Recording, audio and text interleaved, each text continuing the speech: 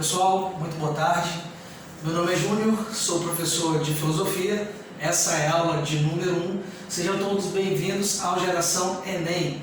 Lembrando que na aula de hoje nós vamos ver conteúdo de filosofia, onde nós vamos tratar temas pertinentes aos conteúdos que caem no Enem.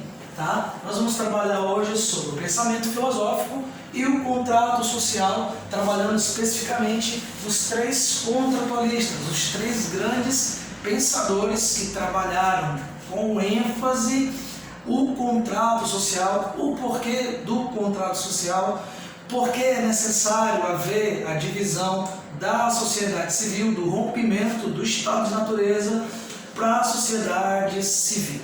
Lembrando que, embora os três pensadores, que nós vamos falar daqui a pouco, tratam a questão dos problemas sociais através do contrato social, percebemos que eles diferem, né? Isso é importantíssimo percebermos para as questões vindouras do Enem, porque nem todo pensador, embora trate a questão do contrato social, tem a mesma definição acerca do estado de natureza.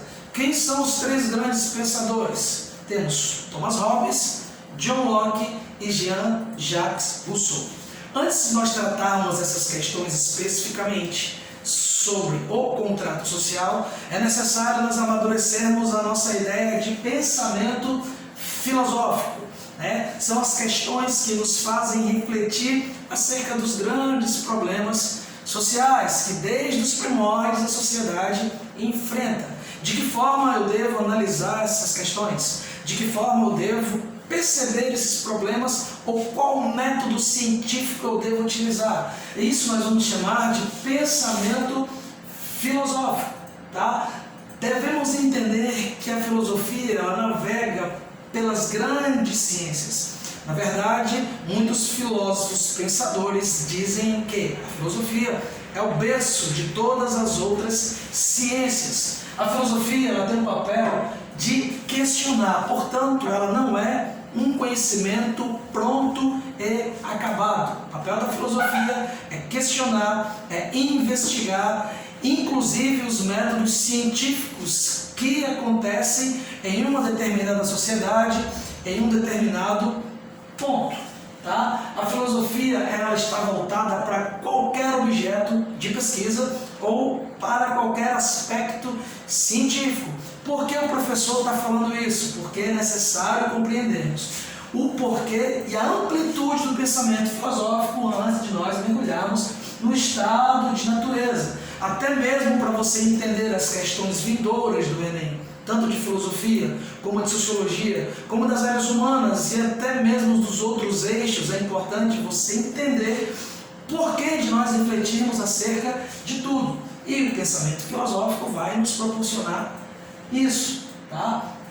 A filosofia ela sempre vai fazer com que o indivíduo indague, questione, busque não somente o porquê, mas o método de como resolver certos problemas. Tá? Foi pensando dessa forma, foi nessa perspectiva que os grandes filósofos, os contratualistas, surgiram, analisando problemas que já aconteciam em sua época. Por exemplo, John Locke vivia no momento onde estavam acontecendo as grandes guerras dentro da Inglaterra.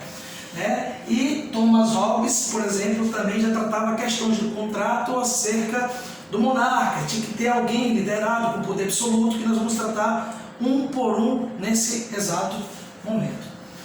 Thomas Hobbes escreveu um livro chamado O Leviatã, e a sua célebre frase, com certeza vocês já ouviram falar em sala de aula, principalmente a turma aí que está no terceiro ano: o homem é o lobo do homem.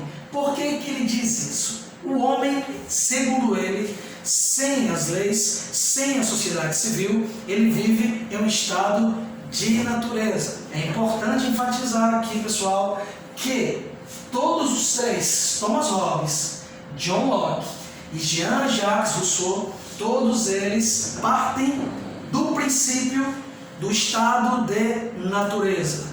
Todos eles explicam que o homem, a princípio, antes da sociedade civil, vive no estado de natureza. Segundo Thomas Hobbes, o homem no estado de natureza é lobo do próprio homem, ou seja, a lei do mais forte é a lei que prevalece. Se eu sou mais forte que o outro, eu tenho o poder de dominá-lo, eu tenho o poder de controlá-lo, inclusive de tomar a sua propriedade, de tomar aquilo que pertence a ele.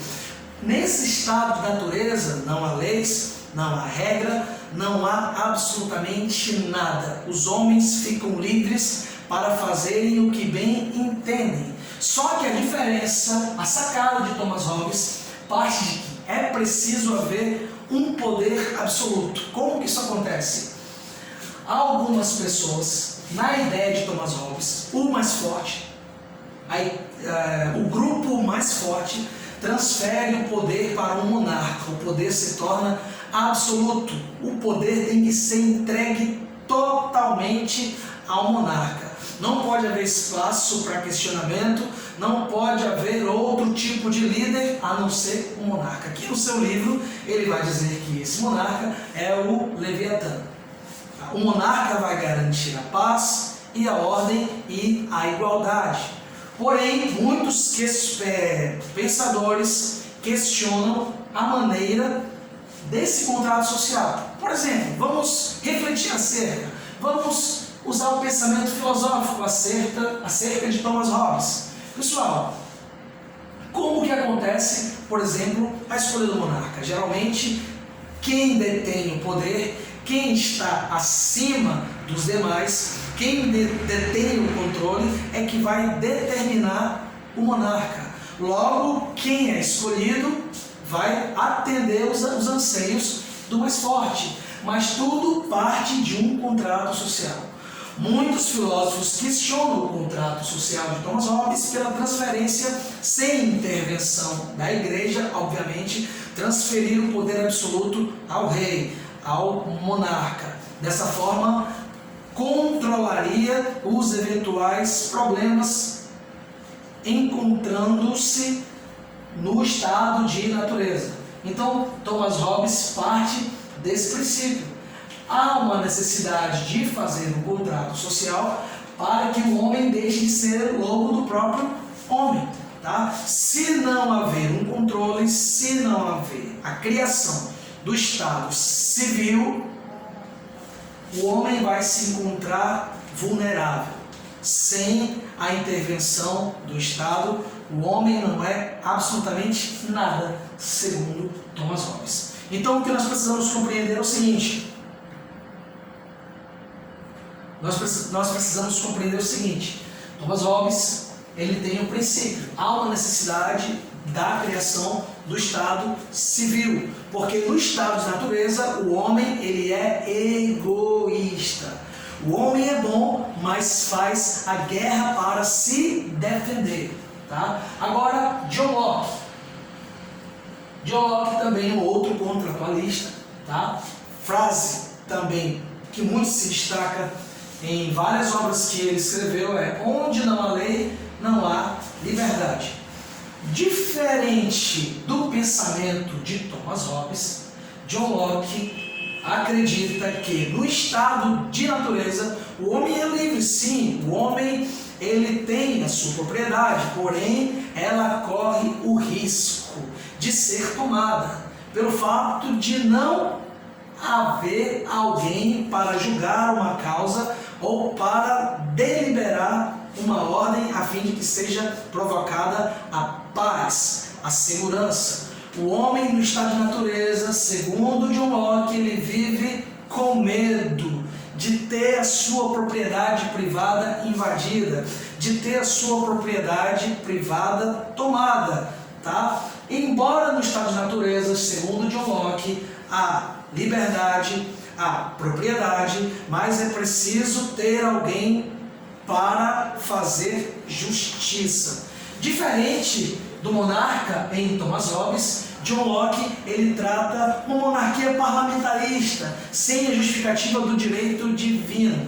tá? Todos escolheriam um monarca a fim de que ele cuidasse dos direitos, dos deveres, da lei. Era um rompimento do estado de natureza para a sociedade civil, mas não de maneira radical, não com o monarca ditando as regras, mas seria uma espécie de monarquia parlamentarista. Tudo bem, pessoal? Bom, lembrando a vocês que posteriormente vocês podem acessar o e-mail e ter acesso a todos os conteúdos que estão sendo tratados aqui, inclusive com questões do Enem, com questões que estamos tratando aqui. Todo esse assunto aqui vocês vão encontrar acerca de dicas, de questões respondidas no e-mail, que certamente vocês já têm acesso. Ok, pessoal? Então, John Locke, ele acredita sim, parte do estado da natureza. Vamos ver a diferença desses dois até então. Para muitos alunos, não vem muita diferença entre Thomas Hobbes e John Locke. Mas para matar a charada, se você chegar numa questão do Enem, por exemplo, e tiver uma questão para você responder quem é o autor de um texto específico, basta você entender que Thomas Hobbes parte de um monarca absoluto, onde o poder tem que ser entregue somente para ele, e ele vai decidir o que é bom ou não para a sociedade que vivia no estado da natureza, para uma sociedade civil, o estado civil, rompimento do estado da natureza para o estado civil. Ok, pessoal? Bom, e John Locke? John Locke já dizia que havia paz, havia liberdade no estado de natureza, porém precisaria de alguém para controlar, precisaria de alguém para apaziguar e construir a paz e garantir a propriedade privada, tá ok? Porque eu estou dando ênfase Thomas Hobbes e John Locke e estou deixando aqui Rousseau por último, porque se assemelham, mesmo não sendo iguais, eles se assemelham pelo fato de ambos os filósofos partirem de uma monarquia. Porém, John Locke parte de uma monarquia parlamentarista e Thomas Hobbes de uma monarquia absoluta, tá? Sem a justificativa do direito divino. É importante que vocês saibam disso. A monarquia parlamentarista seria algo que toda a sociedade, todo o Estado partiria dessa decisão, dessa escolha desse monarca, tá? Já John Locke, Thomas Hobbes não. Seria um poder absoluto, onde seria transferido o poder absoluto sem a intervenção divina, ou seja, sem a intervenção da igreja, tá? Percebendo aqui essa diferença, pessoal, monarquia parlamentarista, monarquia absoluta, tá? Era como se fosse uma espécie de democracia direta no ponto de vista de John Locke, tá, pessoal? Então vamos lá, a diferença entre Thomas Hobbes e John Locke. Um parte da total insegurança do estado de natureza. Entendam bem, pessoal, estado de natureza, o homem não tem direito algum, vive com um sentimento de medo constante. E se nós formos refletir no nosso dia a dia, o homem, no estado de natureza, ele vive sem a presença ou acompanhamento do Estado, né? As casas hoje em dia, se você parar para analisar, são gradeadas, as nossas casas, por exemplo, que é para garantir a nossa segurança. No estado de natureza, segundo Thomas Hobbes, o homem vive desprovido de segurança. O medo assola, o medo é o que permanece na vida do homem no estado de natureza. Só que aí John Locke não. O homem tem liberdade no estado de natureza. O homem tem o poder de ser livre e de ter sua propriedade. Porém, na hora de ser aplicada a justiça, é necessário ter alguém que faça. E quem vai construir esse estado civil, a sociedade civil, é a sociedade, a própria sociedade, que é a monarquia parlamentarista. Ok, pessoal? Bom, citando Thomas Hobbes, citando John Locke, agora vamos a Rousseau. Dica importante, pessoal. Muitos pensam que Rousseau é francês, mas não. Rousseau nasceu na Suíça e durante muitos anos, inclusive até o seu falecimento, morou na França.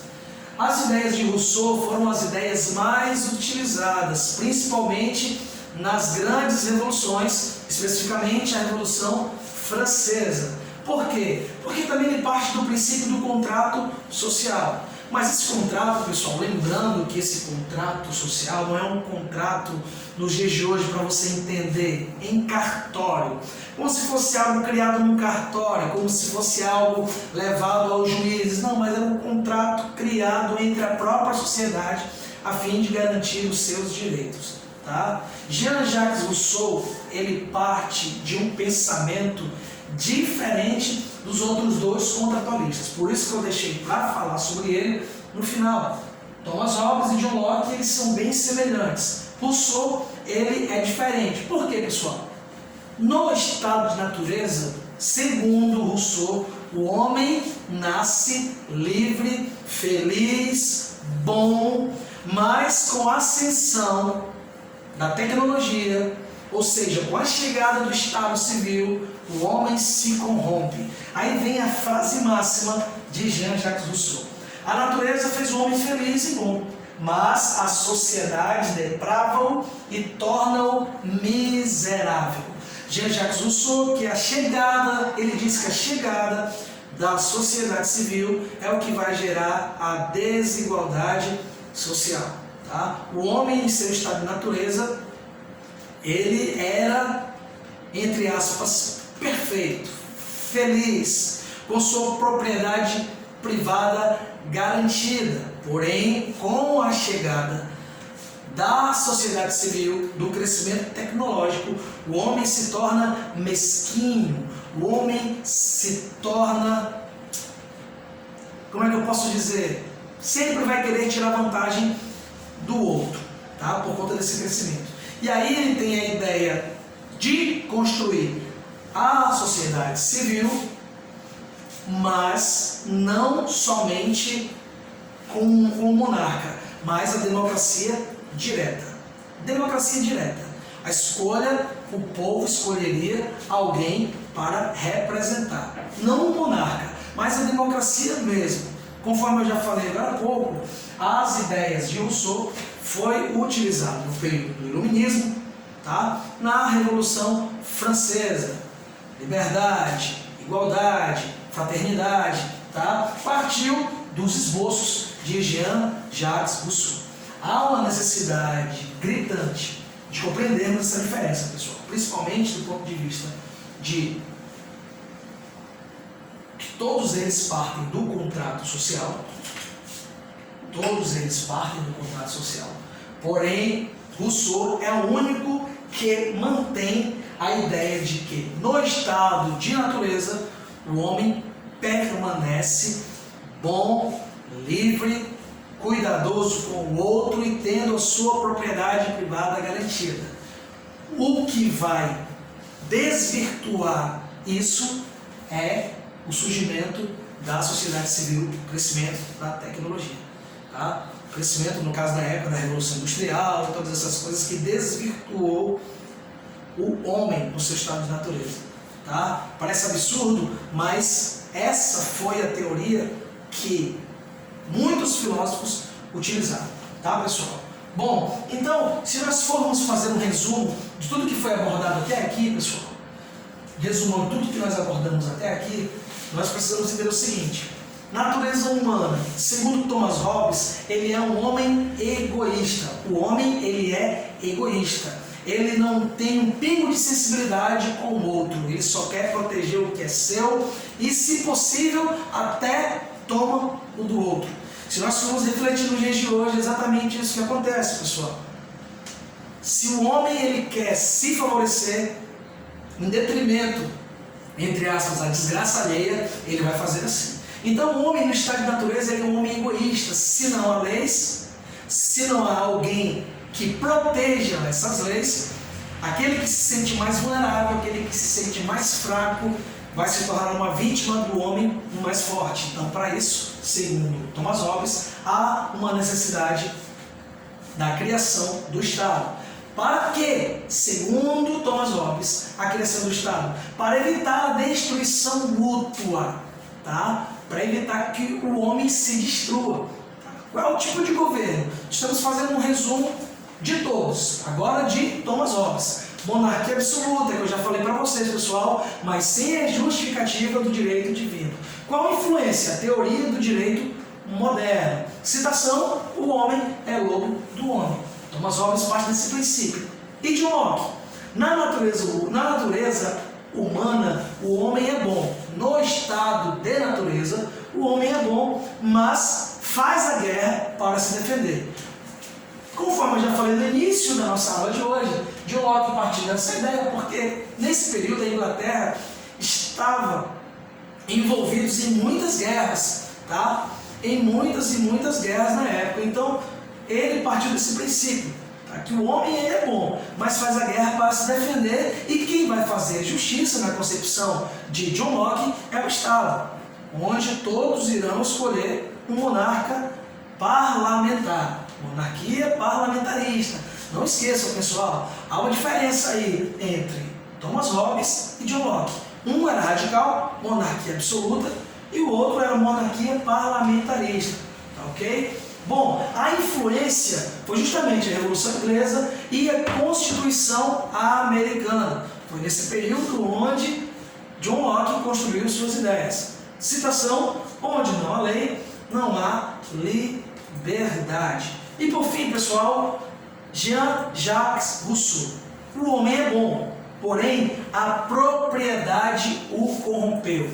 Pessoal, trazendo para os nossos dias, o camarada, ele nasce virtuoso, ele nasce puro, mas com o envolvimento na sociedade, o homem se corrompe.